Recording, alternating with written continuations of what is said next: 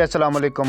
हिंदुस्तानी cricketer Harbhajan Singh ने Pakistani cricket team को दरपेश चैलेंजेस के बारे में नुक्ता नज़र फराहम किया है और खिलाड़ियों को मुसलसल परफॉर्मेंस के ज़रिए अपना एतमाद बहाल करने की ज़रूरत पर जोर दिया है।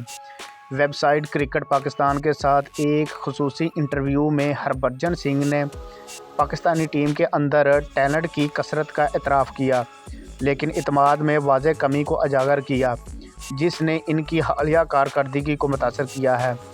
हरभजन सिंह ने कहा कि पाकिस्तानी टीम में मजमूई तौर पर टैलेंट की कमी नहीं है, कहीं ना कहीं टीम का एतमाद मुतज़लज़ल हुआ है। इस एतमाद को दोबारा हासिल करने के लिए इन्हें मुसलसल कुछ अच्छे मैचेस खेलने की ज़रूरत है। हरभजन सिंह ने पीसीबी पर कड़ी तनकीद करते हुए कहा कि पीसीबी ने बाबर आजम को कप्तानी से हटाकर बहुत बड़ा ब्लंडर किया है। कप्तान को हटाने की वजह से पाकिस्तानी टीम आगे जाने की बजाय पीछे चली गई है।